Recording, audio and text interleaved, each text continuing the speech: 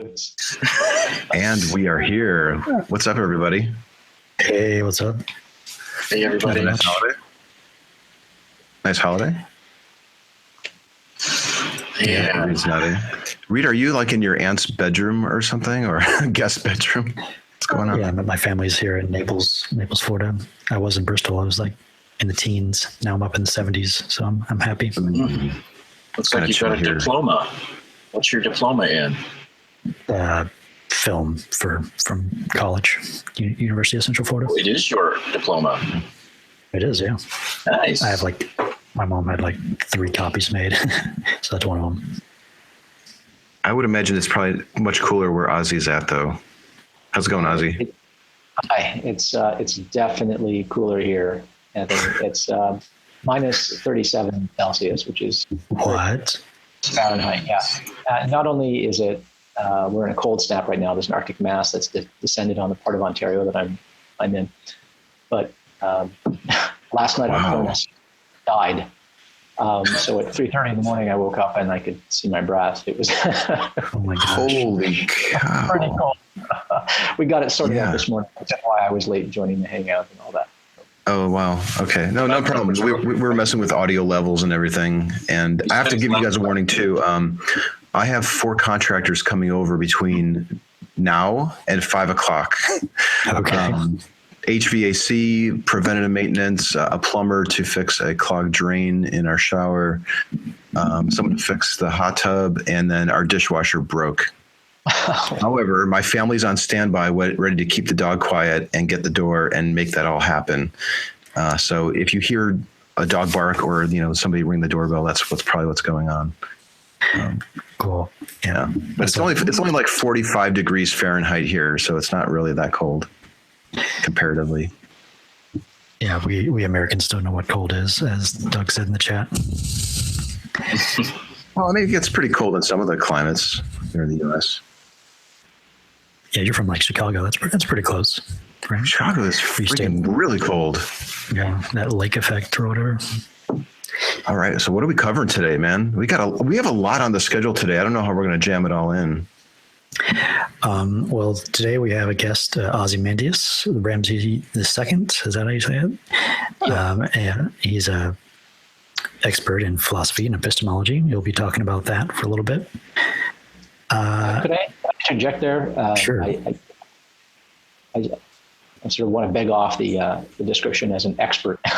My background is contemporary analytic philosophy. I studied that in grad school, and I taught undergraduate philosophy for a while I was a grad student. But I don't have a doctorate in philosophy. And so while my area of specialization was epistemology, it's a bit much to say that I'm an expert. You can call me a lay expert if you want to. I think that qualifies in my mind, but sure, if you want to, that's fine. I should jump in also is that we have Ozzy's mic maxed. So for all you audio files out there, we are trying our very best on this one. Yeah. After that, we'll be talking about a couple of topics related to SE, like, for example, why are there 3 SE Facebook groups? That's a good topic. And is SE splitting into Peter Boghossian and Anthony Magnabosco factions? Is there a difference? What does that even mean? Factions? Yeah, so I read that one on the call show. I'm the rundown. I'm there's factions? When did this happen? It came out of my head just like Barry Manilow did. I was just thinking of ideas, and I was thinking about how people are often, it's just, what is SE anyway? Well, somebody says, oh, well, Peter Boghossian says this. Yeah, but Anthony says that. So I'm going, factions.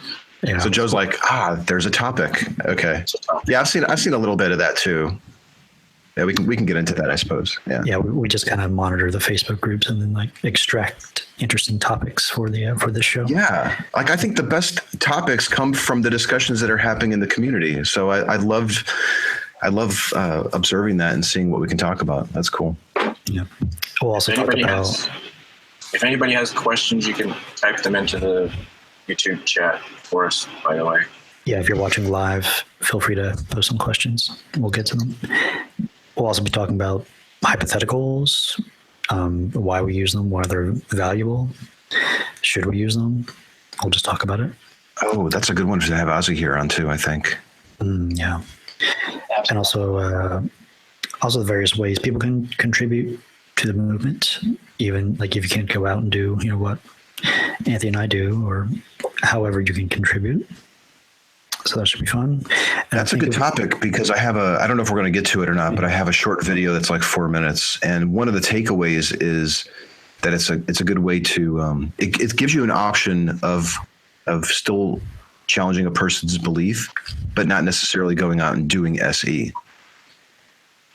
Nice. Mm-hmm. Looking forward to that. You used one of Pete's examples that he came up with in one of the community live streams. So we're taking stuff from like the community live streams, just trying to figure out different ways to improve. It's really cool. And then we'll just do some listener questions and maybe a few announcements at the end. That's cool. Where do we start? There's a lot here. Probably start with our guest, eh? Yeah. Ozzy, you want to do a little more formal intro?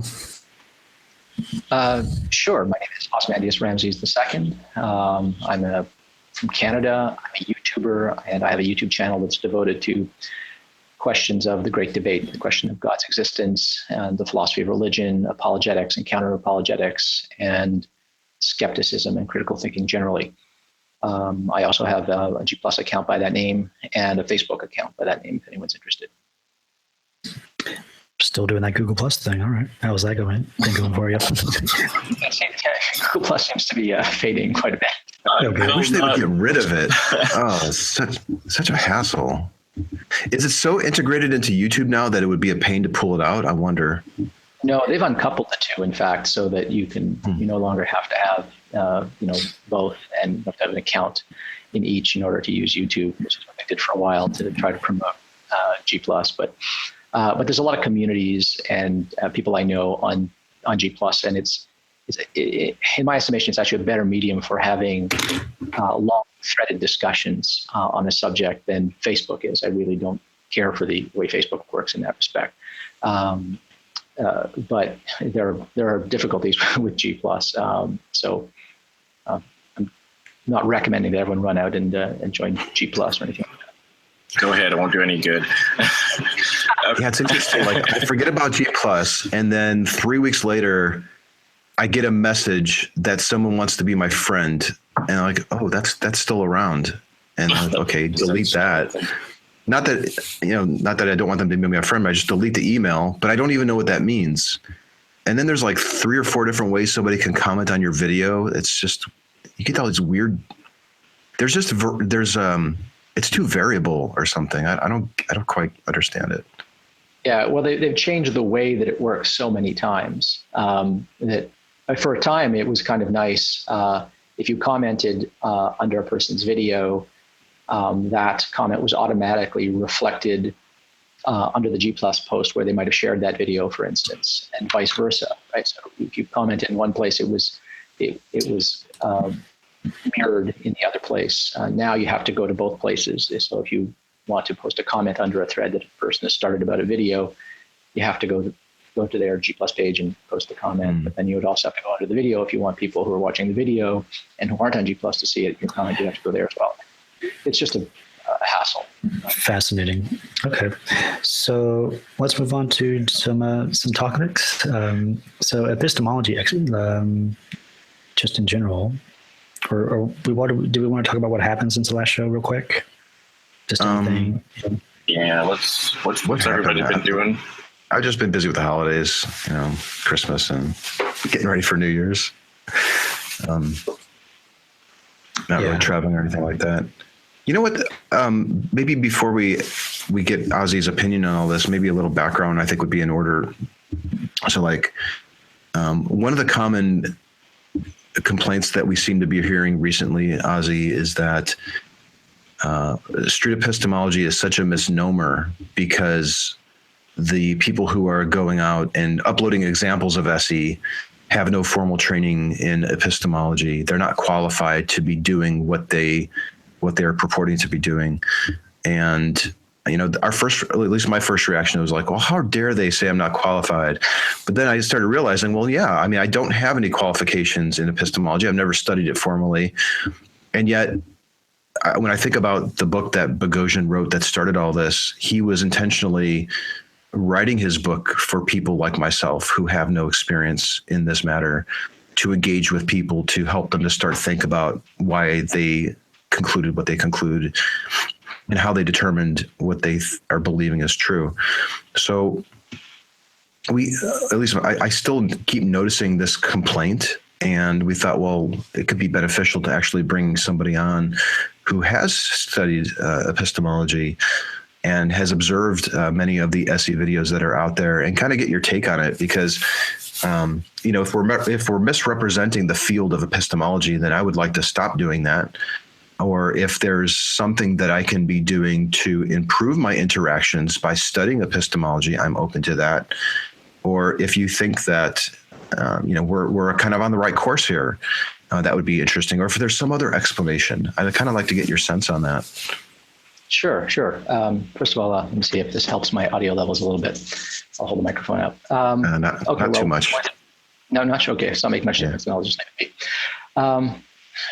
with respect to the term epistemologist, I mean, an epistemologist is someone who has made some kind of formal study at an academic level in questions of epistemology. And epistemology is just that branch of philosophy that concerns itself with the philosophy of science, with the nature of evidence, with competing concepts of truth, various definitions and theories of knowledge, and so forth. Okay, so any philosopher will know some epistemology, even if you're an ethicist or a philosopher of mind or a philosopher of language or a political philosopher, you will have studied some epistemology. So anybody who studied some philosophy at some point is going to come across epistemological questions.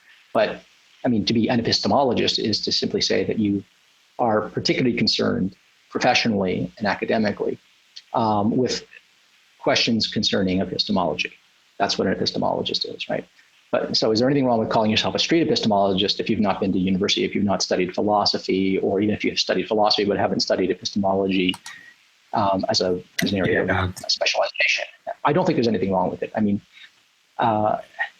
there's nothing sort of more odious or out of step here than having discussions about ethics without having gone to university and studied ethics. You can have discussions about moral philosophy and normative ethics and stuff like that, as we all do around the dinner table and when we meet people, right? We're all practicing moral philosophy and ethics. We're not particularly informed if we haven't studied that subject, but we are in that sense all street moral philosophers. We're all street ethicists, right? In that sense. So is there anything wrong with being a street epistemologist? No, it just seems by parity of reasoning, if it's perfectly legitimate to raise philosophical questions out on the street with people that you meet, or around the table with your friends, or wherever you're doing it, then why would it be particularly wrong to do so on questions of epistemology? I don't think there's anything wrong with it. I think the only mistake would be if you presented yourself as an authority, if you went around saying, I'm an epistemologist. Right? Suggesting that you are an expert on the subject. That, I think, would be dishonest and misrepresenting yourself. And of course, that you shouldn't do. And it gets a little dicey because those of you who practice street epistemology, what are you supposed to call yourself? Are you supposed to call yourself streetists or streeters? Right? No, you want to call yourself street epistemologist. But the idea is you have to think of a street epistemologist as not a kind of epistemologist, but rather as just street epistemologist, right? Just like you're a street ethicist or a street moral philosopher. So do you think the term is about as good as it can be then? Street epistemologist, is that defined clearly or describe what we're doing?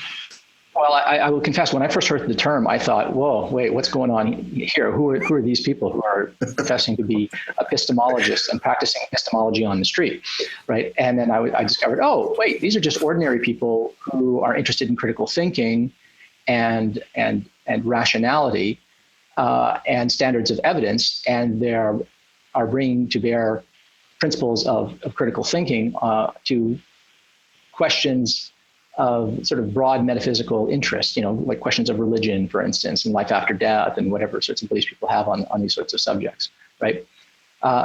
So then you were okay. You were okay with the term then? Yeah, I was okay, but I can see why it might be a sort of a persisting and ongoing problem for those of you who practice street epistemology, that it will sound to a naive ear like you're purporting to be something that you're not. Yeah, and I think when I hear that criticism, when I hear it. When I try to think about how somebody who was formally trained in epistemology might feel when they discover these yokels out there having these random conversations with people and then using that word, I could see how it could be a little like, what the hell are they doing out there? Well, I didn't know what to expect. I expected, I expected a real program. I expected something like a script. I thought that that's what it was going to be like. I thought that either these, like initially I thought street epistemology, what is this? This is going to be like a group of philosophers who are going out and taking to the streets. And it took me about 5 minutes of watching a video to disabuse myself of that notion. Oh boy. And that you are in fact practicing epistemology, that you are concerned with epistemological questions, and you are in fact discussing epistemology, and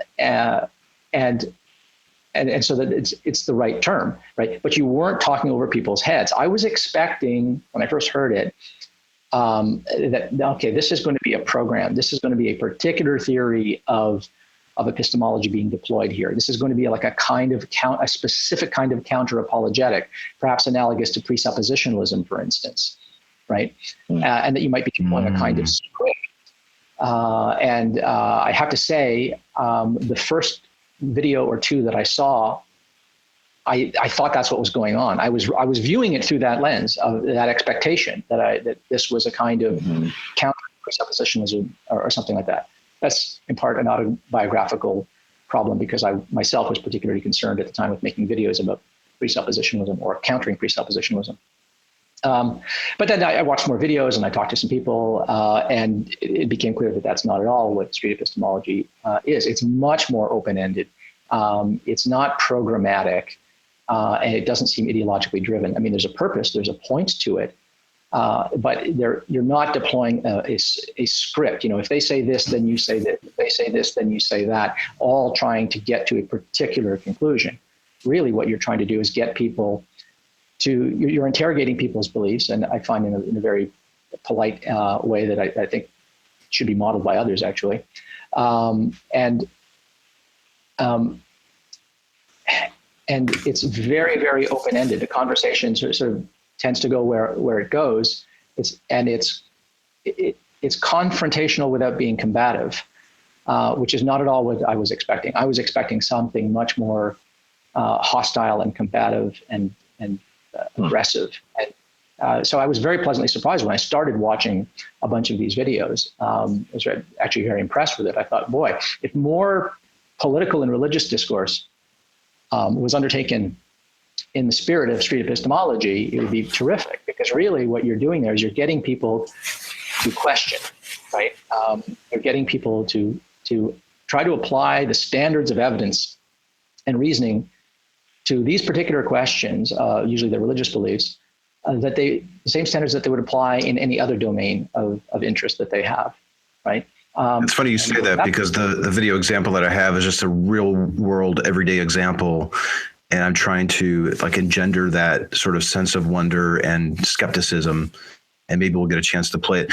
I think it's funny that you talk about that it didn't appear that there was a script, because a lot of people will say, I've watched 10 of these videos and it's obvious that you're following a script here. And it was never intended to be that way. I even wrote a blog post explaining the pros and cons of creating a script. Like if we intentionally set out to create one, there are some benefits to having a script, yet, and the benefits being, somebody new to it could pick it up fairly quickly. But honestly, I don't see it very scripted. Yes, there are a lot of the same beliefs that come up and the same justifications, and a lot of the questions can be similar.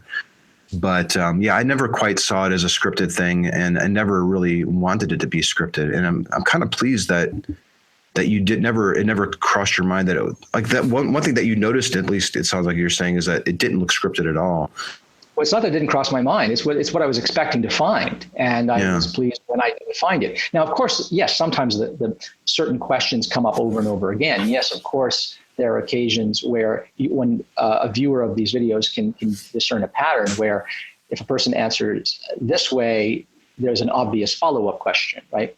But that's different from what I mean by a script. A script is when a person isn't listening, but they're just waiting to deploy certain questions to stump a person, to pwn them, to humiliate them, make them look foolish. Mm-hmm. And that is not what I was seeing. In fact, I was seeing a very obvious effort on the parts of many of these videos, especially yours, Anthony. I've seen more of yours than anybody else's.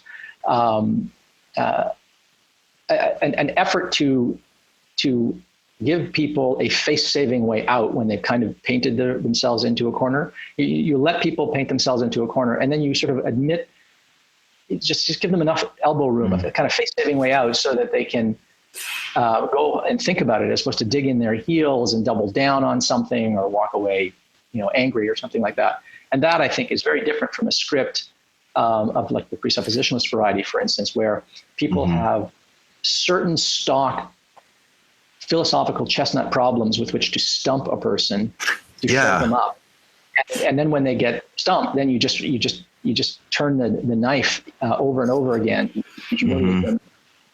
to make them writhe in their discomfort, as opposed to trying to maybe sow a seed of doubt, get the person to be intellectually dissatisfied with their own answer, and then want to think about it, because they want to come back with a better answer, right? Like, one of the things that's interesting is in some of the follow-up videos that I've seen, sometimes people walk away and you can tell that in an hour or a day or a week, they're going to have that, what the French call a moment of esprit d'escalier, that moment of the spirit on the staircase. When you have a fight with someone and you leave and you storm down the stairs and then you think, oh, I should have said this, right? You know that after they leave you, going to think to themselves, oh, I should have said this, right? And you just know that they're not thinking, I never want to talk to that person. You know that they're thinking, I hope I bump into that person again, because I want to be able to raise this objection that I didn't think of at the time, or bring up this apologetic move that I didn't think at the time, and stuff like that. And I like that the conversations tend to end on a very friendly note, and that they're open-ended. And it's confrontational. You're confronting the person's belief system. You are confronting them with your own incredulity, but there's no attempt to humiliate the person. Even if you think the belief is ridiculous, you sort of bracket your own judgment in that moment. And it gives the person occasion to think without all of the defenses coming up, right? And when the shields go up, people stop thinking, right? And what's impressed me most about street epistemology is that there's a kind of emotional intelligence or social intelligence that's gone into the recommendations that you're making for how to proceed and how to practice it. And they're the kinds of moves that make a person bring their shields down and want to think about it, as opposed to put the shields up and stop thinking about it and never talk to you again. And so I'm very impressed with it. I've been, in my mind, I think of this, the actual Socratic questions and answers as sort of distinct from the friendly tone and, congeniality portion of it. They're two different prongs of the same, of one approach. So I think the people being happy to have had the conversation and want to come back later, and this was so much fun, that's largely due to Anthony and Reid's, and hopefully the rest of us, our social skills and desire to be respectful, but is sort of independent of the Socratic thing. And in my mind, SE is kind of the combination of those two. If you don't have both of those prongs, you're doing something, but we probably shouldn't call it SE. I think Ozzy hit on something, though, Joe, when he was talking about how it doesn't appear like you're trying to trap a person. And it made me think of a question that Matt Dillahunty had asked me. I can't remember if this was a conversation we had on camera or just off camera. But he asked me, how many times does somebody tell you that you set them up for a trap? And I told him never. That's never happened. I've never had somebody say, you've trapped me into this position. And I think it's like maybe that is one of the best things about like this approach, that people do see it as a willing partnership, that you're really trying to figure something out together. And this isn't about getting a person. This isn't about winning. And it's kind of a rewarding thing at the end when somebody does walk away thinking about it and they contact you later and they want to talk about it again. And that's very rare. You just don't see that with sort of the counter apologetics approach that is so prevalent. I do think that one of the most important things about SE though is the tone. The tone. We are giving atheism and skepticism. We're not perpetuating the stereotype of the angry atheist. In fact, we're battling it directly, and I really think that is hugely important. I agree. I've been saying that for years. I am sometimes characterized as an atheist activist, and I don't normally in fact, I never self-identify as an atheist activist. I'm an atheist, and if I'm an activist, I'm an activist for critical thinking, rationality, and embracing scientific values. My view is that if you want to sort of move people out of dogmatism and irrationality, which is the real enemy, not theism or religion specifically, but I mean there are all kinds of non-religious, non-theistic irrationalities and dogmas out there. Just think of political dogmas, and so irrationality and dogmatism are the real enemies here. And so if you can promote and encourage people and model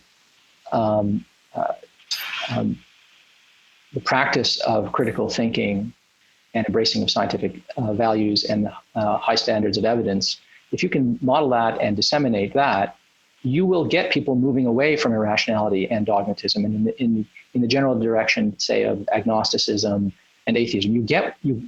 I mean, for those out there who are atheist activists, if you do something like Street Epistemology, I think you're going to generate atheists as a kind of byproduct without even having to try. If you're an activist or you're an agitator for critical That's the title of Boghossian's book. Yeah, that's right. Yeah, I confess I have not read the book. So. Right, but we can't disseminate those things effectively. Well, nobody can, I don't think, but we can't do that if we're dicks about it. If you behave, disrespectfully to someone, they just put their shields up and they're not going to listen to you, right? Yeah. When I first started going on Having Talks, I was aggressive with street preachers, and I was, I mentioned at the last episode how I was like chasing a guy down the street because he wouldn't want to talk to me. But as I started, like, we're going to get a lot of mileage out of that, by the way. I know I am. I'm going to make a cartoon about that. Anthony chasing the guy down. The point, though, is that when I started looking at my own videos of myself and my behavior, it wasn't what I wanted to be. I wasn't comfortable in that role. But a lot of the examples that I saw online were atheists acting very aggressively and presenting the counter-apologetics. So there weren't a lot of examples. There were a few, and Ozzy, you were one of them. Like when I saw you, I was like, oh, he's so calm and respectful and knowledgeable, and he was giving the other person plenty of time to explain themselves. So there were a few examples out there, but there weren't that many. And I think SE it's a good role model, I suppose, for other people who are perhaps for the first time becoming comfortable with their atheism and looking around out there and seeing, how do these people behave? How do they cope when they're in an argument? How can I prepare myself? And yeah, I think SE is like just another approach for people to have those conversations that might be more fitting with their personalities. Could I touch on something that Joe mentioned earlier? He said that he sort of sees that there's a kind of complementarity, but they're somewhat independent. There are two prongs, as he put it. There's the there's this sort of Socratic dialogue approach, but then that's coupled with a kind of respect for civility, the norms of civil discourse, right? Not being too in your face or anything like civility, that. Trying not to embarrass or humiliate your interlocutor. And that's interesting because that is exactly what you learn when you study philosophy. When you study philosophy as a profession or as a discipline in university, one of the things that you learn, not so much because people tell you this or drum it into you, but you just see it modeled by good philosophers, is holding your own beliefs at arm's length so that you can critically evaluate them, but also so other people can critically evaluate them. So not showing, that you're wedded to a certain position or that you have any particular animus for another position, for instance. And this is what I was alluding to earlier when I said that very often I see Reid and Anthony in their videos when they're talking to people. Clearly, I think to myself, they just must think that this person's ideas are so dumb, right? But you never betray any such feelings. You don't come off as condescending. You're not patronizing. You're simply interrogating. You're conducting a polite interrogation. You're trying to understand what that person is saying. You will ask them for clarification. You will repeat back to make sure that you have understood and that you're not putting words in your mouth. You even say that. I don't want to put words in your mouth. Is this what you're saying? And then if they change their mind and they want to backpedal a little bit and then modify it, you let them qualify it and you go with it. You don't try to hold them to some weaker straw version of what they're actually trying to say. All of that is part of what philosophy is supposed to be. That is truly in the spirit of philosophy and epistemology, the disinterested pursuit of truth and knowledge.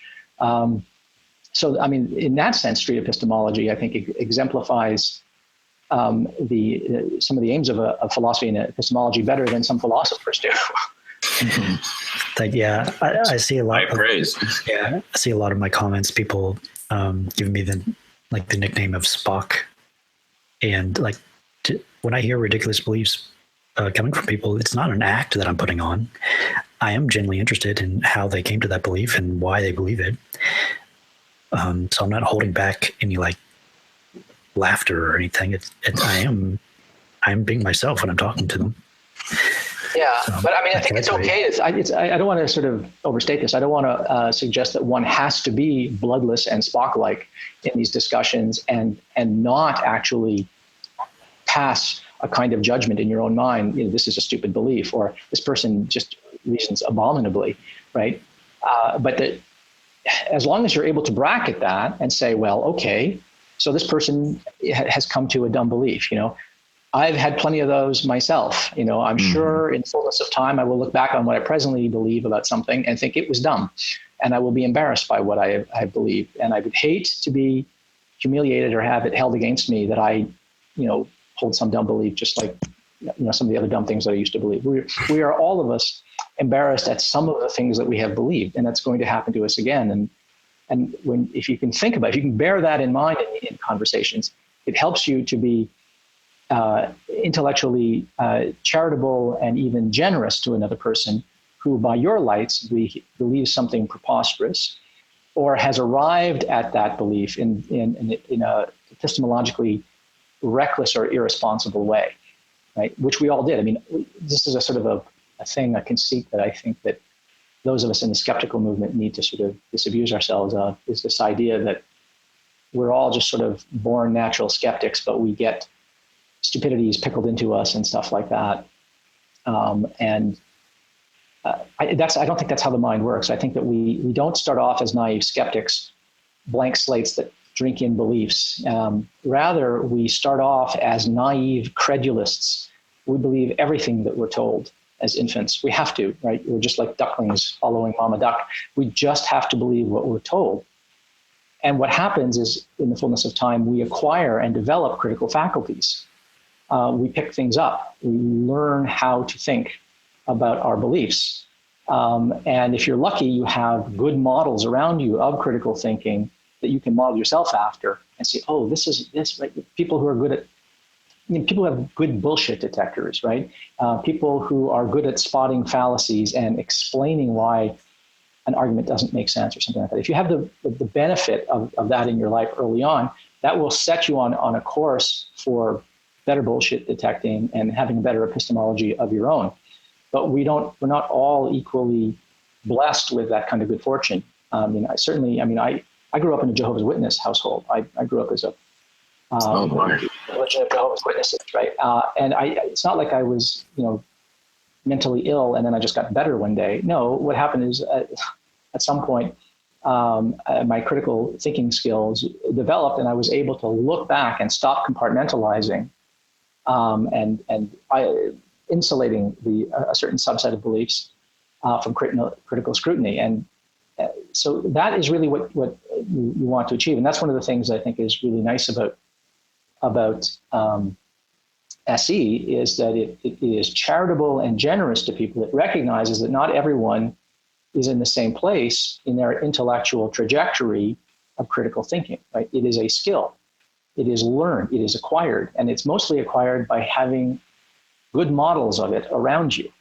And many of us, perhaps most of us, don't have such good models. I didn't growing up.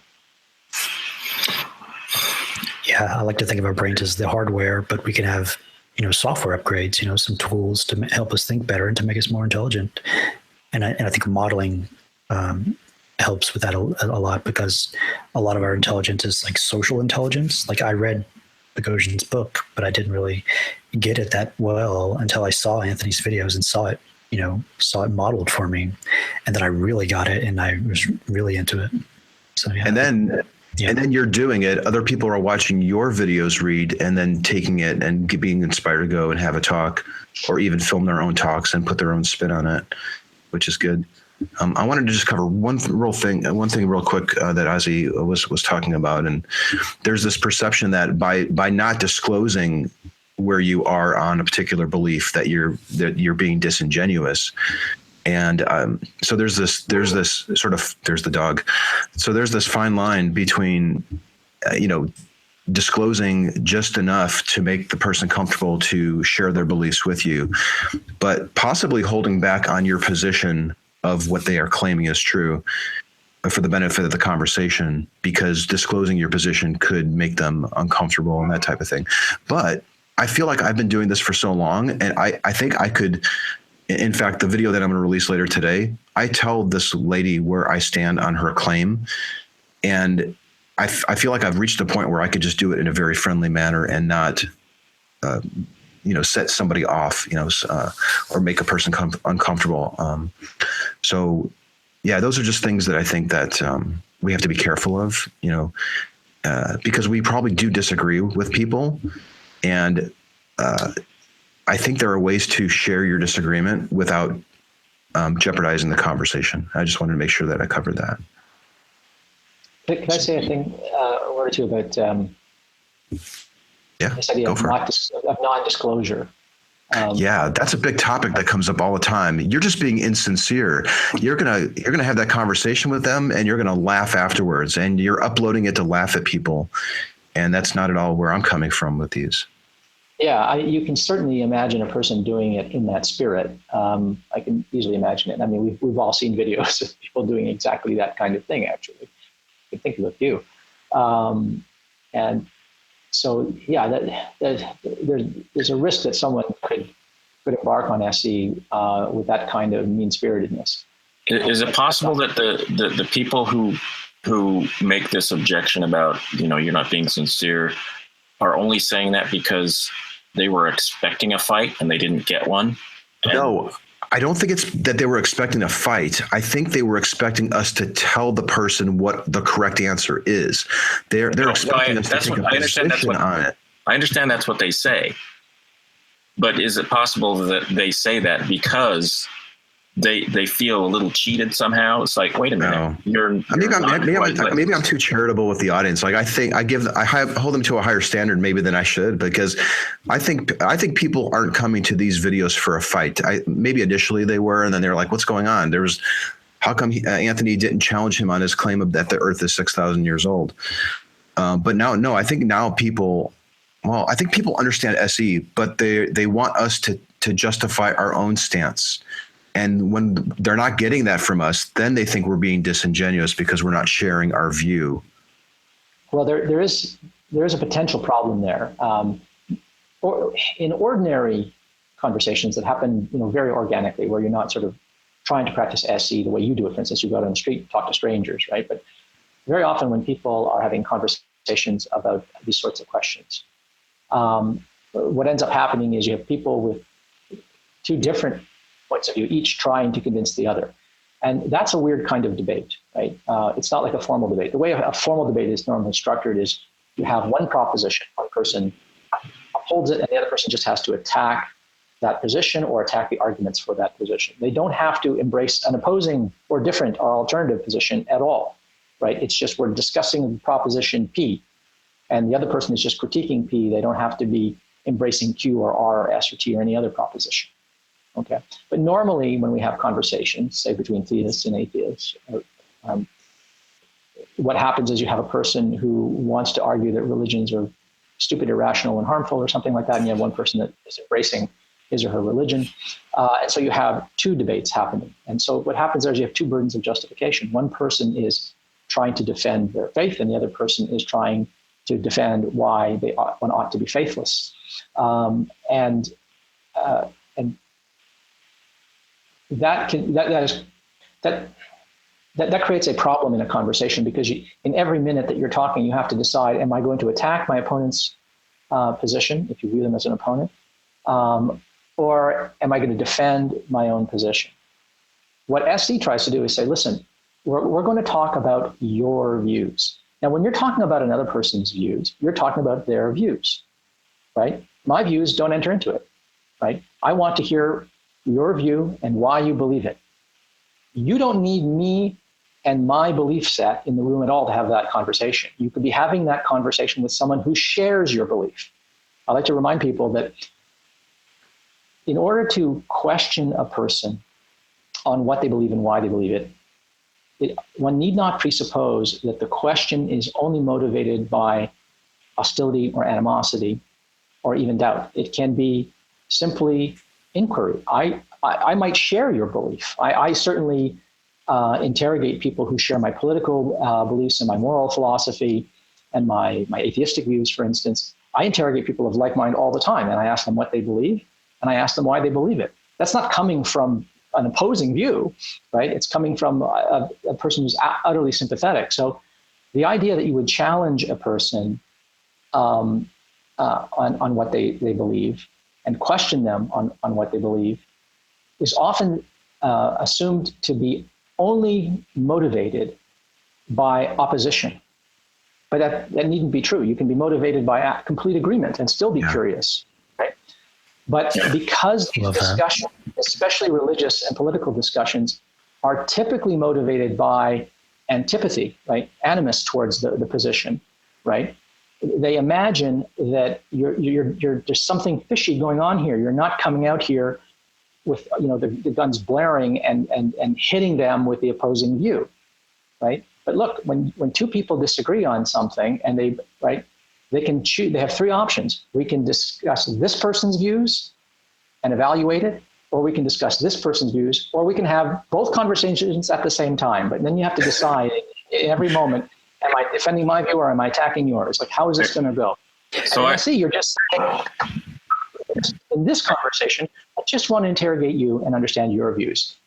That you said a little bit more gracefully what I was trying to say, a lot more gracefully. But so the way it seems to me is I like this, how you're talking about how there are two conversations going on at the same time. That actually explains a lot. But so I'm thinking that the person who says you're being disingenuous says that because they come into this conversation armed to fire at and destroy the other person's position. If you don't present them with a position, they feel like you're being disingenuous because you didn't give me. Right. They just weren't equipped for it, and so they say, "Well, you're not playing fair." Yeah. This reminds me of like a metaphor. Like, I'm not holding up a target for you to fire missiles at. I want to put my target aside and ask why you've armed yourself and why you're pointing in that direction and why did you calculate They're not ready for that. Yeah, and they want that battle. Like, what are you talking about? I'm ready to. I'm ready to go here. Why aren't we fighting? Or they may not necessarily be wanting the battle. They just weren't prepared for. They're expecting it, possibly. Yeah. Yeah. Yeah. There's another motive here that I think happens that motivates people to be dissatisfied with SE when they watch these conversations, and that is, if you're on the receiving end of this interrogation, okay, it can seem a little bit frustrating, I think, because very often when you are debating your views with a person, you've all heard the expression, the best defense is a good offense, right? If I can just keep you answering my questions, I don't have to answer any of your questions. I don't have to defend my position as long as I get you to defend your position. And I find actually within the great debate between theists and atheists, I see this all the time. I see both sides burden shifting. I hear theists saying to atheists, I don't need to explain why there's God. You're an atheist, you need to explain why there's no God. And then I hear atheists saying the same thing, but in reverse. I don't have to explain why there's no God. Because you believe there is a God, you need to explain why there is a God. And you get both sides trying to disavow any epistemological responsibility for defending what they think is true about the world. If you think there aren't any gods, if you think they're made up, well, that's a claim about reality. And I think it's one that's not terribly hard to defend, but there's something there to defend. And theists certainly have something to defend. But typically people, they understand intuitively that one way to not have the weaknesses in your own position exposed is to never be on the receiving end of any tough questions and keep the other person off balance by questioning them. And in SE, what you're saying is, hey, I'm just here to interview you and interrogate you, and I'm keeping my beliefs out of it. They're irrelevant to your ability to articulate your reasons and defend your position and explain how you arrived at it. Right? You don't need me in the room for that, really. You should be able to do that all on your own, right? And I think there's something to be said for when your interlocutor asks, after you've sufficiently questioned their position, using Socratic questions and this type of stuff, using SE, there's almost an obligation. This almost always comes up. Okay, Anthony, you've asked me a lot of questions about my belief. What do you believe? What is your position on the same belief? Because they don't usually know by the time they ask that question, which is good. Like I'm really pleased when they don't know my position. And I do feel an obligation to explain it to them, and I will. And like I said earlier, I think I'm getting better at explaining to them my position, particularly if I disagree with them, without making them uneasy. Like I think we built enough rapport. I've showed enough respect to them at the start, where it seems like they're much more eager to accept my position, even though I disagree with them, because I spent so much time on the front end listening to them. And maybe that's beneficial. Maybe they would be more open to my reasons for my view because I've afforded them so much on the front end. I don't know. Seems fair to reciprocate and give them 5 minutes to ask me questions. Should we? So we got lots of good questions here. Yeah. Want to get to the video? We can do the video real quick, then some questions. Yeah, we need Anthony to do that. I think he's talking with one of his contractors. Yeah, I can make a quick comment. Yeah, for me, watching Anthony's videos, learning, like we're pattern-seeking creatures, and a lot of Anthony's videos were about Christian beliefs or God beliefs for a while, but he also talked to the people who believed other things besides Christianity. So once you watch all of these videos about different topics, it kind of gets into like a meta topic. You can see the meta method going on. You can just see how it's all about inquiry and curiosity, and it really doesn't even matter what people believe. It's about the questioning and the inquiry, as you said, which is awesome. Yeah. Well, I mean, epistemology isn't about interrogating a specific belief or type of belief. It's about, in this case, it's about standards of evidence, right? What constitutes sufficient evidence for whatever it is you believe to whatever degree of confidence you happen to believe. right? And that is sort of that's something that cuts across any particular kind of belief, right? So if you watch enough of these videos and you see that the pattern of questions and the kind of concerns that arise over and over again are the same, irrespective of whether you're talking about religion or UFOs or karma or souls or what have you. When you see that the same concerns arise again and again, and people make the same kind of moves in justifying their beliefs, and you realize, oh, okay, right, epistemology isn't sort of a sum, or street epistemology isn't a technique for disabusing people of these particular beliefs. It's just a way of getting people to recognize how responsible or irresponsible they have been, wittingly or unwittingly, in how they've arrived at their beliefs. It's a way of exposing that, but in a way that's not humiliating, but in a way that is enlightening for the person that you're having the conversation with. And that I think is one of the sort of, for me, one of the most sort of gleeful moments watching some of these has been when you get the light bulb moment, right? Like you see the light bulb go on where they go, oh, they've connected the dots, and you've helped them connect the dots. Yeah. And you didn't do it by berating them and telling them how dumb they were and you committed this fallacy and that fallacy. You just let them recognize the fallacy, right? Recognize, yes. It's rewarding. Abandon a standard of evidence that they themselves would insist upon. If it was about anything else than the particular belief that they're trying to shore up in that moment.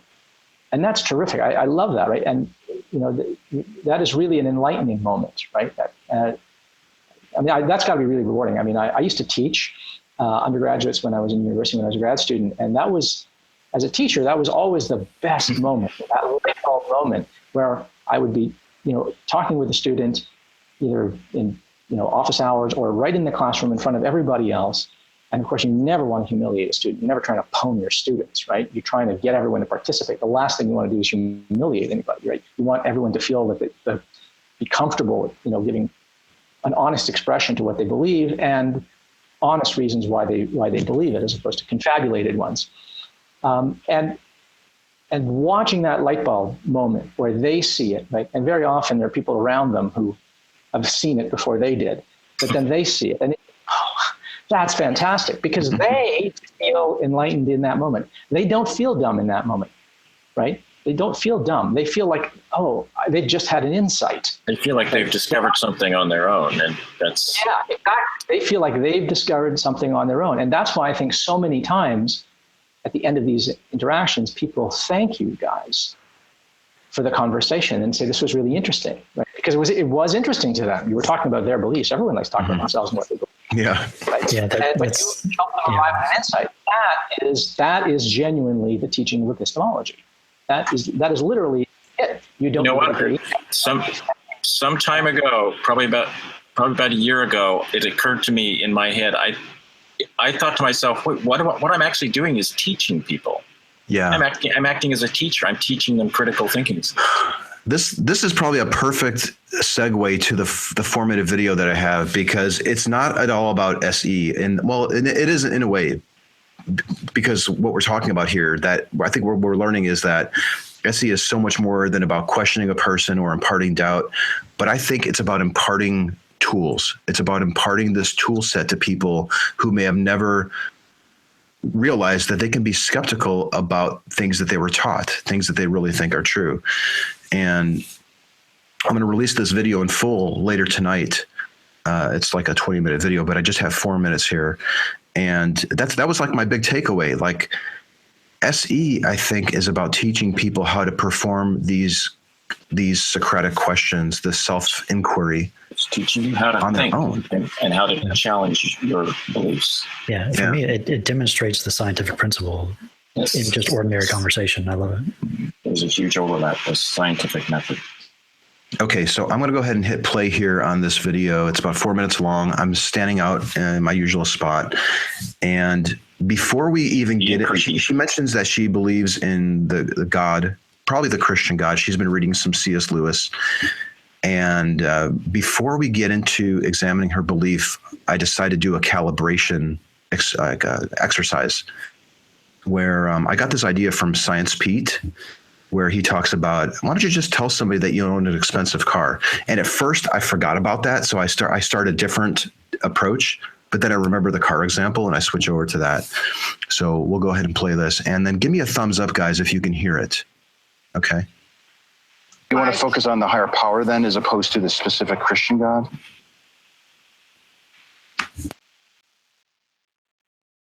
Okay. Can I guess the higher power is on a scale of 100, and the scale is optional. Okay, yeah. You don't have to do it. 100. 100% would be, there's no question in my mind. I have no doubt.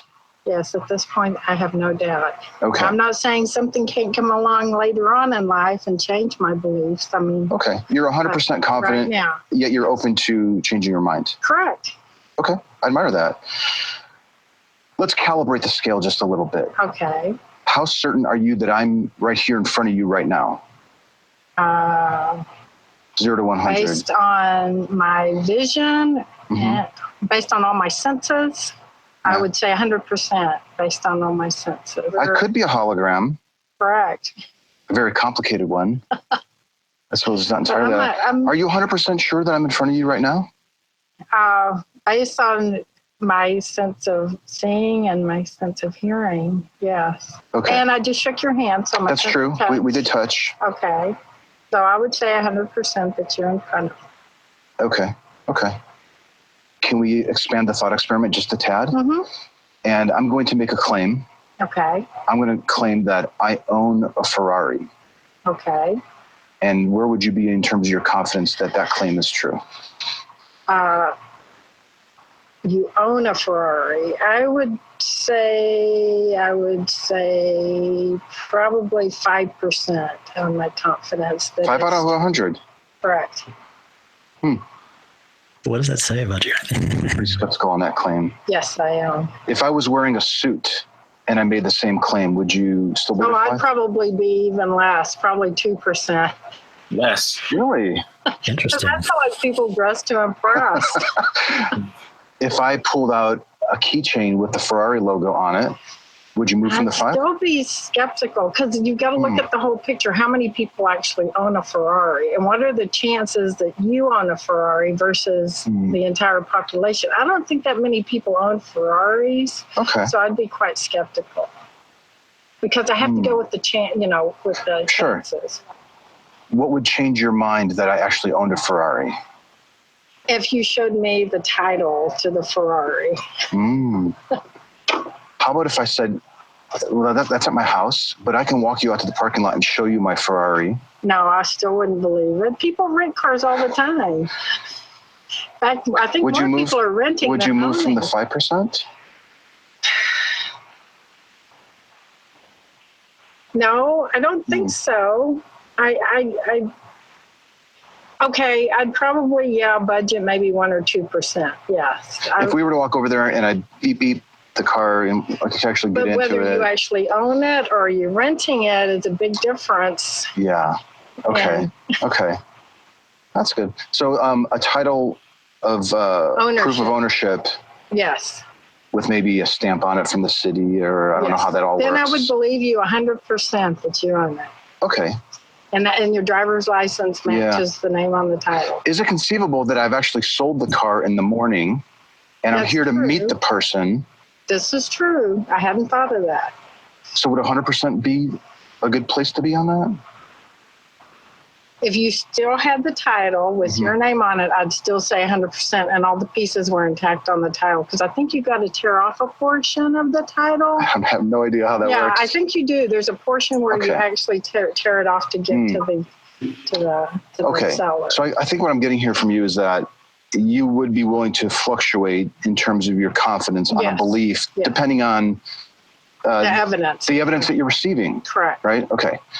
All right. So can we just shift really quickly back to the Yes. higher power? Yes. That is really interesting. The thing that strikes me. Can I just let me just say real quick, Joe. If people strictly went out and did this belief calibration exercise, which I didn't come up with, this was something that Science Pete came up with. If you just did this 10 times a day, that could be really helpful to people. You don't even get into the belief that they hold. Just say, hey, stranger, I have this belief. I'm going to make a claim, and I want to get a sense, and just you start engaging with them on that. I think that could be extremely educational for people. Yes, I think it's SE just as much as talking about a God belief. I love that. You could use that as like a practice method if people wanted to go out and just practice with that for like a month or a week, a couple of weeks. Yeah. I say that at the end of this video, that if you've been thinking about going out to do SE or have an SE conversation, just experiment with a belief calibration exercise. Yeah. So the thing that really struck me is how she's thinking in typically, logical fashion, well, statistically only this many people. So that all makes sense. But it was interesting to me how her scale tended to want to either go all the way down or all the way up. She was not comfortable somewhere in the middle. It seemed like it was always going to be, well, you don't, or you do. She wanted to be on one end or the other and couldn't feel herself comfortable with it being an analog. That's value. An interesting observation. Yeah, maybe she was more comfortable on the extremes rather than, even though she said she was open to changing her mind. Yeah. Have like a deck of just cards where we can write down different like beliefs or claims about ourselves, and half of them are false and half of them are true. Mm. And we could tell that to the person, and then we could shuffle it in front of them. I was thinking about just going out there with a baby stroller next time and saying, hey, I'm going to make a claim that my wife is on the trail with our baby right now. There's endless numbers of examples. I claim that this baby is mine. How sure are you of that? Maybe not the babies, maybe the Ferrari, but so if you're looking for a safer entry point into SE, this might be a really good way of doing it. And again, I think we're imparting a tool set. She perhaps, maybe for the first time, as it turns out, she's a very skeptical person and she explains later, but you may be modeling skepticism for a person for the very first time, and that could be an invaluable experience. Yes, I've said this many times. I really think that a huge number of people just have never thought like this. It's just not something they've ever done or felt the need to or care to or anything. It just has never been something they practice. But here's the thing: they do this. They do perform this exercise to some degree on many of their beliefs. If they didn't, they would be homeless and they would be broke and they would be gullible and the people would take advantage of them. So they are doing it, but they're carving out an exception for certain beliefs. They're not applying the same template for every belief that they hold. Well, I would say that everyone is always thinking, but they don't often think about thinking. Yeah, we all do this automatically for things we don't want to be true. It's the beliefs that we want to be true that we don't do this with. Interesting. That's why everyone will almost everyone will self-identify as a skeptic. If you ask a person, you can talk to the most credulous conspiracy theorist who believes in all manner of conspiracies, and they will tell you, "Oh, I'm extremely skeptical," and that's because what they think skepticism is the having of doubts, right? A conspiracy theorist, someone who believes in a flat Earth and the moon landings were a hoax, and that's and 9/11 was a conspiracy by the government and so forth. People who believe in conspiracies generally, or who are credulous generally, are fully capable of entertaining doubts. They have all kinds of doubts. They just, by our lights, I think they have doubts about the wrong things, and for the wrong reasons. But so skepticism isn't doubting. Skepticism isn't incredulity. As you said, Reid, it comes naturally. Doubting is like the feeling of certainty. When you think something is true, that feeling of conviction that often accompanies with it is just a feeling. And doubt is just a feeling, just an emotion that you feel that's associated with a belief. And it shouldn't really have any weight. It doesn't count. The fact that you doubt something doesn't make it less likely to be true, right? The fact that you doubt something is your assessment that it isn't likely to be true. Right? It's not evidence that it's false, right? And your feeling of certainty isn't evidence that something is the case or is true. It's that a feeling of certainty just is your strong assessment that something is the case. So doubt and certainty are just emotions. They're just feelings. And neither one of them is skepticism. Skepticism is often characterized as the having of doubts, but doubting isn't skepticism. Inquiry and interrogation, that's what skepticism is. Doubting happens all by itself. Everyone, as you said, is naturally disposed to doubt things that don't conform with what they already believe. Everything that you think is false, as soon as you hear it, right, boom, you doubt it. And if you hear something for the first time that you've never entertained before, but it doesn't sit well with a bunch of things that you think are true, immediately you will doubt it. But that's not being skeptical, right? That's just the reverse image of being naively credulous. Now you're being naively incredulous, right? There are warranted beliefs and unwarranted beliefs, and there are unwarranted doubts and warranted doubts. And so this is what happens to us, though. Almost everyone thinks that they're skeptical because they can be so critical and doubting of things that other people think are true. And so they think that they are, I'm not part of the herd, I'm not part of the sheep. That reminds me of that study or something that says that there's X number of people that are just horrible, dangerous drivers, but most people think that they don't fall in that category. They're in the I'm a good driver category. And there's just a preponderance of people that would put themselves in that category. But statistically, you can't have that many people on that side. So yeah, maybe people just think that they're good skeptics, but they don't necessarily have the tools. Yeah. And after watching that video, I think this is a good segue into our topic about hypotheticals, because you seem to go into a bunch of hypotheticals in that video, in that example, Anthony, of like, what if we showed the possible, Okay, so I did raise some hypotheticals there, but I'm seeing some resistance to presenting hypotheticals in SE, and I think the resistance is when you create a hypothetical that cannot be achieved, and that's where I think I see some kickback.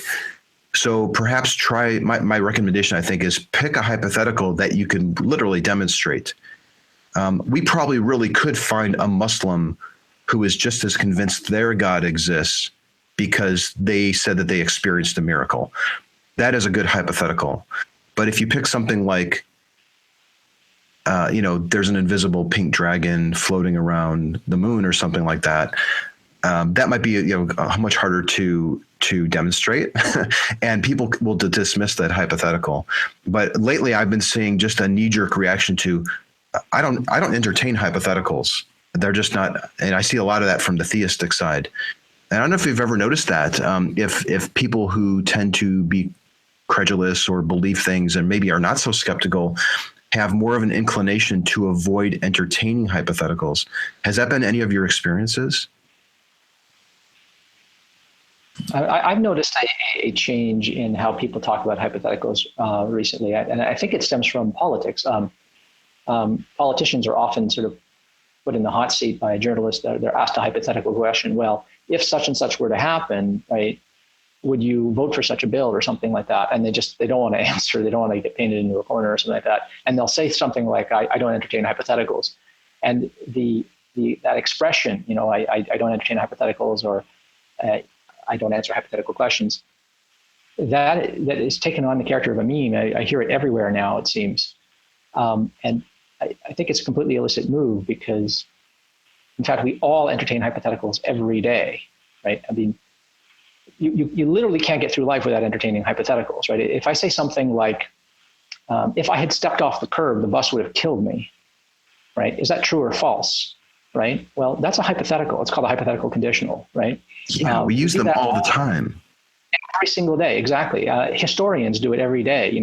If the Nazis had won the war, history might have unfolded thus and so, or it would have gone very badly for Jews all over the world, or something like that, not just in Germany and Poland and so forth, right? So we entertain hypotheticals all the time. Entertaining a hypothetical is simply imagining a way that the world isn't, but could be. And the reason we ask these sorts of questions is to work out the implications of what a person's position is. Look, I'm not asking you to say that you agree with the hypothetical or that you think it's true. I'm just asking you, given what you already believe, what's already in your belief set, if the situation in this hypothetical were to arise, what would you say or do or believe or conclude on the basis of what's already in your belief set, right? It is, in philosophy, this is called a thought experiment.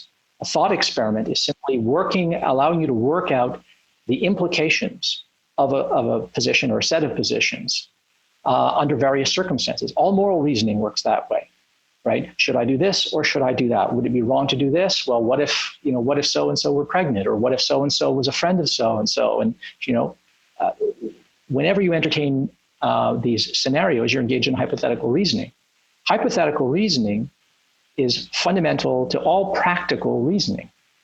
Right? You can't do practical reasoning without hypothetical reasoning. So when people say, I don't entertain hypotheticals, what they mean is they don't like your particular hypothetical that you're putting forward. Perhaps it seems ad hoc. It seems, unmotivated or something like that. It seems so far out as to be irrelevant to what they're talking about, in which case you need to explain why it is relevant, and they can explain why they think it's still irrelevant and so forth. But I have heard more and more of this talk of, I don't entertain hypotheticals, but that I think is people repeating something that they have heard said that they find useful in an argument without actually having thought about how it is impossible to get through an hour of action in the day without entertaining hypotheticals. We all do it all the time.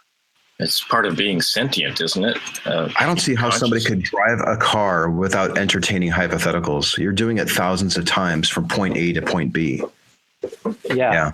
And it's so close to the word hypothesis. So if you want to test your beliefs, you need to formulate a hypothesis first, and then, figure out what kind of result you would expect, and then test that hypothesis. So what if is a kind of a little bit of a scientific thing. I hear people who self-identify as skeptics and proponents of critical thinking and scientific reasoning saying that sort of thing. And then one has to remind them that science, as you just pointed out with the word hypothesis, requires hypothetical reasoning, the entertaining of hypothetical counterfactual situations, that is, situations that are not actually the case now, but if they were the case, what would we expect to find? If such and such a particle existed, what would we expect to find in the cloud chamber, or with this? What would happen if we use this, particle collider or something like that? All scientific reasoning depends on this. And if you think about it, some of the earliest scientific discoveries were made through this kind of thought experiment. Galileo wasn't actually up on the Tower of Pisa dropping, balls off to find out which would hit the ground first, the heavier one or the lighter one, and so forth. He wasn't actually doing that. He actually carried out thought experiments.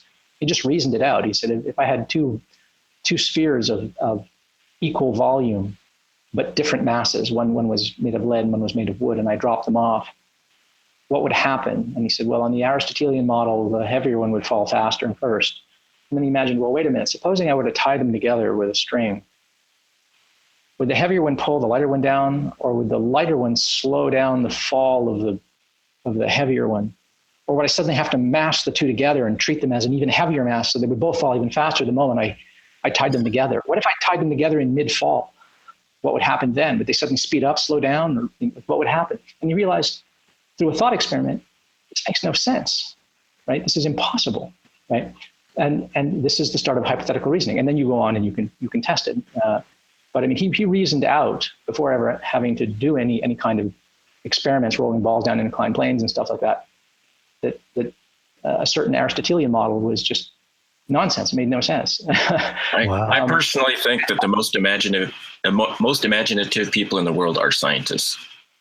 You have to have a powerful imagination to be able to manufacture these abstract ideas in your head.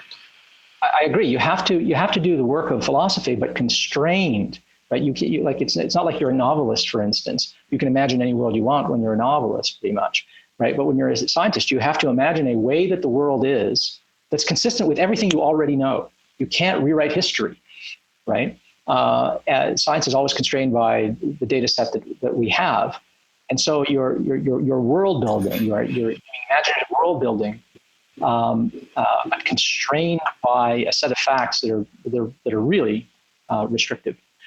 And this is what goes on in philosophy. Like when you do moral philosophy, you've heard of trolley problems, possibly. What are trolley problems? But thought experiments, right? Mm-hmm. And what these trolley problems are intended to do is to show that, look, the moral intuitions that you have,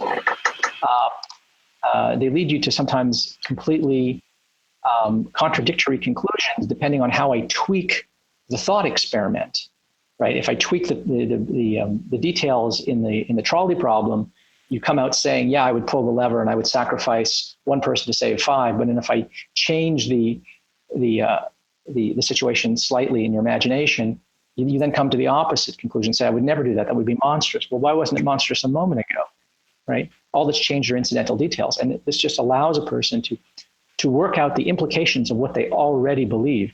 And so that's why I think it's never wrong to ask a person a hypothetical of that sort, as long as the hypothetical doesn't begin by denying something that they hold to be true. The hypothetical has to start by operating within the scope of what they already believe, and then saying, okay, well, this hypothetical is at least consistent with what you already believe.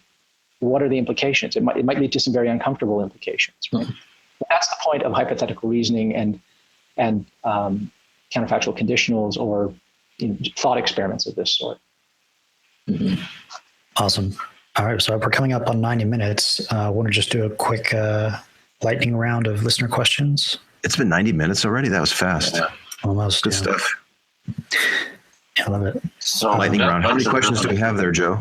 There's a bunch, but I haven't read through them yet. We should probably just pick a couple of good ones and then save the rest for later.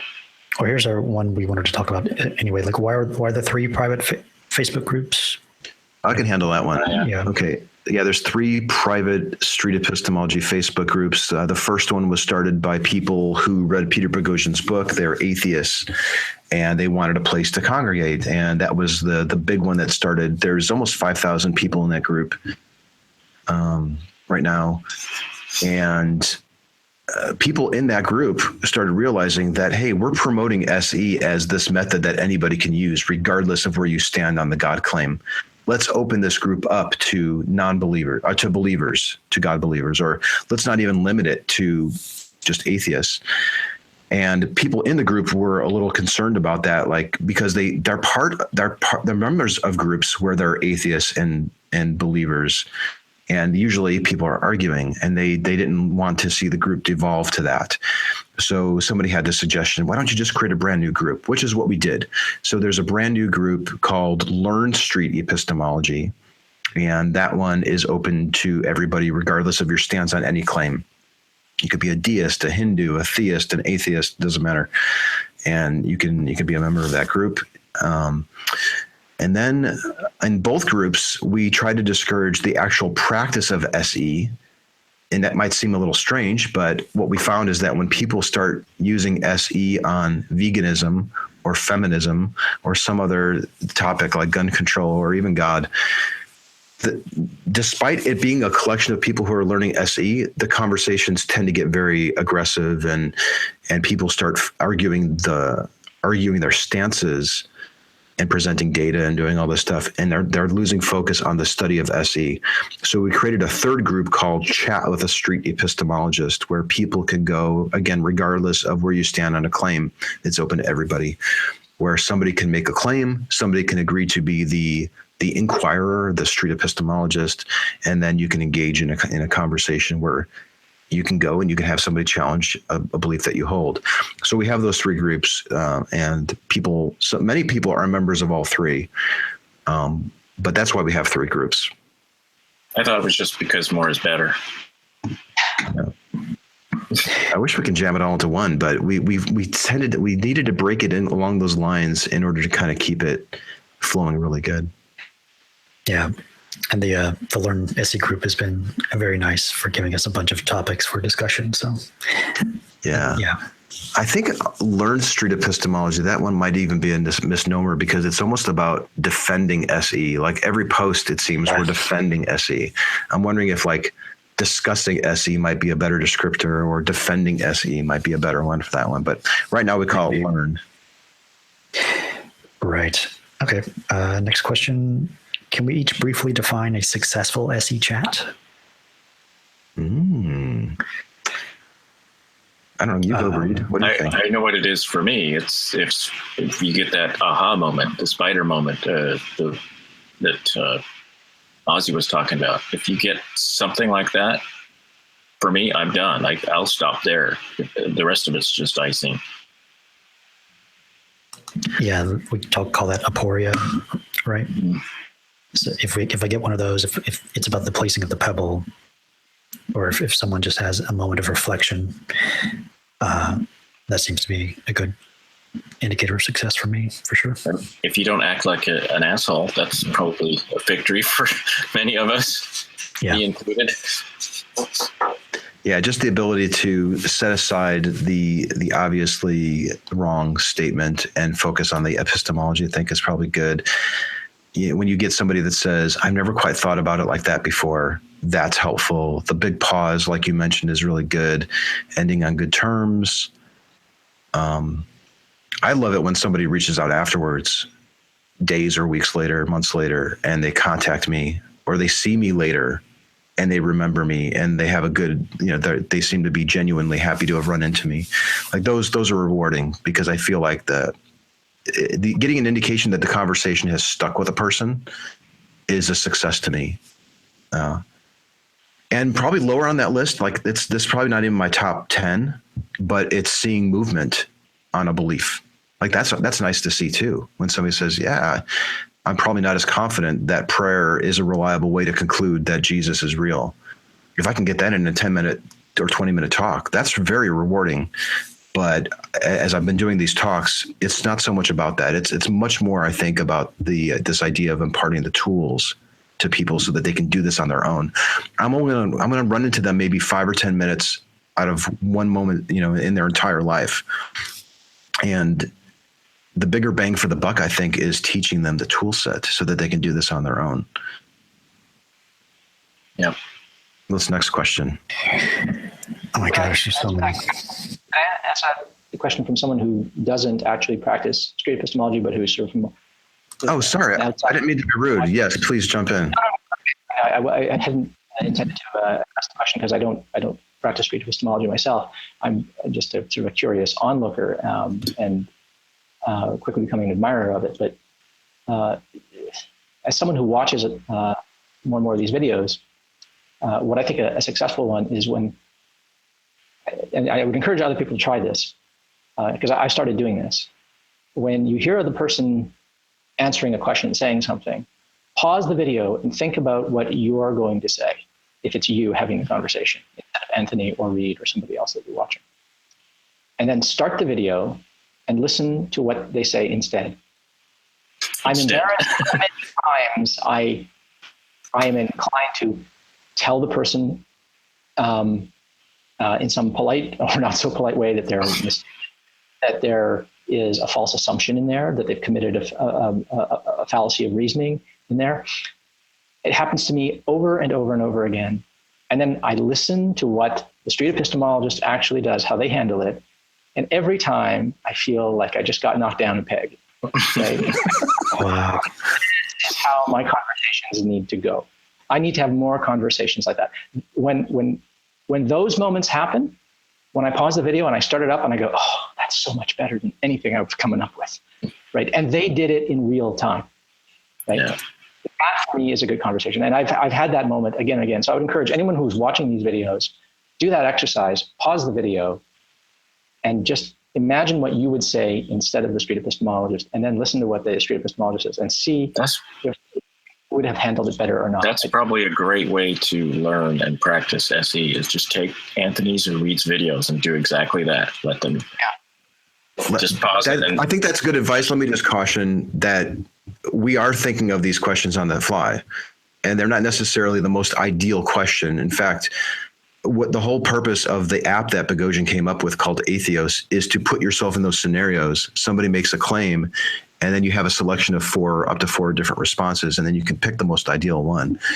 And oftentimes the things that I say, like as I'm editing the video, I'm like, why did I say could instead of should? Or there's always little tweaks to the sentence that can make it just a little better.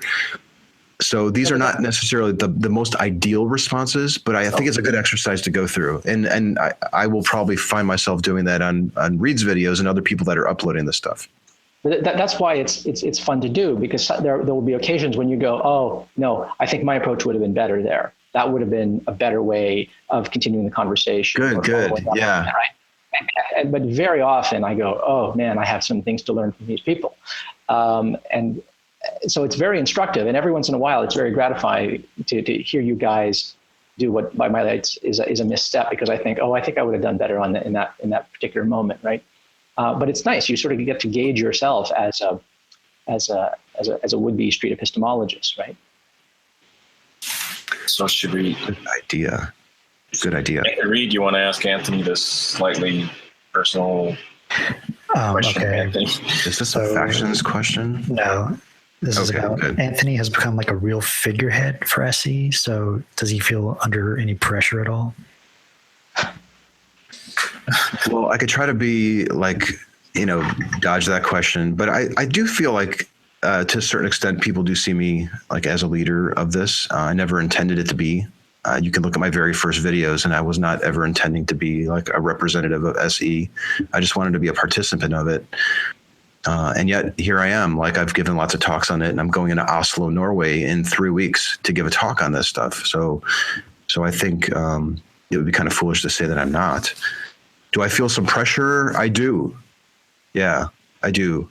So sometimes I will decline engaging with somebody publicly because I start to worry, like, well, if let's say I do very poorly, it must be how people feel in a debate. Like if I don't represent myself well here, all my work to date is now soured. And I kind of have to remind myself that hopefully people are charitable and look at your entire body of work. So yeah, there's a little worry about that. There was a really bad incident with a friend of mine who ended up, he was involved in a domestic with his wife and ended up killing himself and his wife. And that got me thinking, like, could my involvement, not that I was involved in it, I happen to be a friend of his.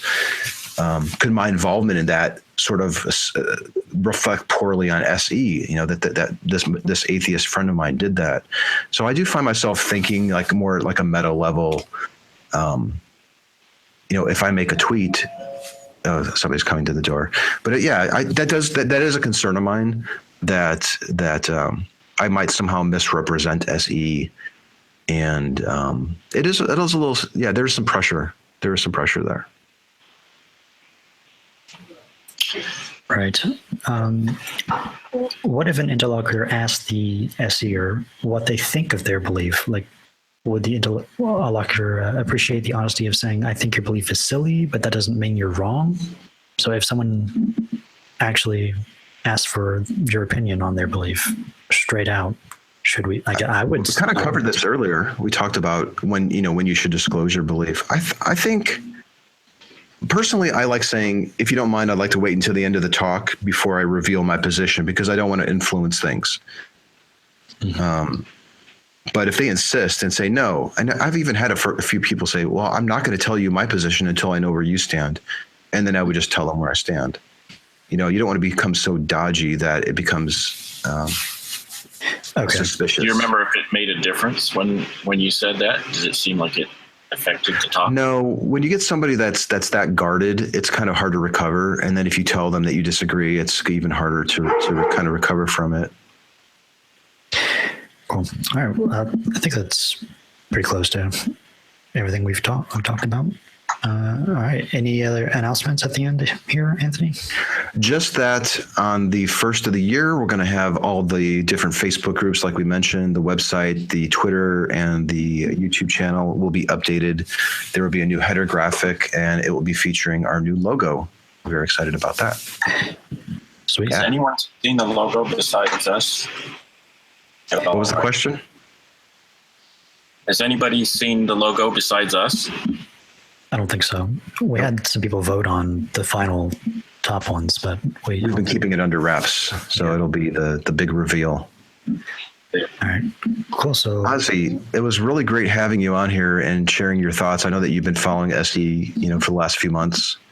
And I hope you keep your eye on it, and reach out to us if you feel like we're getting into some weeds, or if you feel like we can improve in some area. Sure. Well, first of all, thank you for inviting me on. It was a pleasure to talk about it and share this stuff with you. And yeah, absolutely. If I ever see something where I think I can, offer a recommendation that I think would help you out. But honestly, I have to say, for people who haven't studied epistemology formally, you're doing a great job. So keep up the good work. No, we solved that problem. You don't have to be formally trained in epistemology then. No. See? If Ozzy says it, it must be true. If Ozzy says it must be. Do you have a Facebook or YouTube you want to plug, Ozzy? I have a YouTube channel. It's called Ozymandias Ramses II. You can follow me on Google Plus the same way, Ozymandias Ramses II. And you can friend me on Facebook, Ozymandias Ramses II. It's all very easy. I'll have all that in the. If this is your first time hearing about Ozzy, please check out his work. He's been invited to many podcasts, and is a much sought after resource, I think, for a lot of influential atheists and people who appreciate his view on philosophy. So please check out his work. Cool. All right. Anything to plug for you, Joe? No, I have nothing to plug. Okay. Well, you guys can catch me at Cordial Curiosity on any social media. Just search Cordial Curiosity. Facebook, YouTube, Instagram, Twitter. And Anthony? And you can find me on Twitter at Magnabosco. My YouTube channel is Magnabosco210. I will be uploading a video in the next couple of hours. It will be the extended version of that talk. Her name is Cindy, unless you want to, in case you want to go ahead and search for her name. In a few hours, you'll see it. And I'll be heading to Oslo, Norway in a few weeks to give a talk. And it's going to be a step-by-step, this is how you learn street epistemology. And, hopefully 33 minutes, 35 minutes, something like that. I think it'll be a really useful tool, possibly a good talk to replace the tutorials that are out there today. Love it. And if you're listening to this, maybe within a week of it being posted, we'll try to have a community live stream sometime in the first week of January. So yeah, those are fun. We had a couple of SE community live streams, and Darth Dawkins joined. So the earlier talk about being charitable and listening and repeating back reminded me of that conversation that I had with him. But yeah, the SE community live streams are really cool. That's your place to go if you want to practice SE, if you want to discuss it, if you have a criticism of street epistemology or a new idea. Like, I think the idea for I own an expensive car came from Science Pete, who was on the SE community hangout. So go ahead and check that out. You can find that under this channel, the Street Epistemology channel. Sweet. All right. Well, thanks, guys, for doing this. And we'll catch you next time. Bye, everybody. Bye-bye. Happy New Year.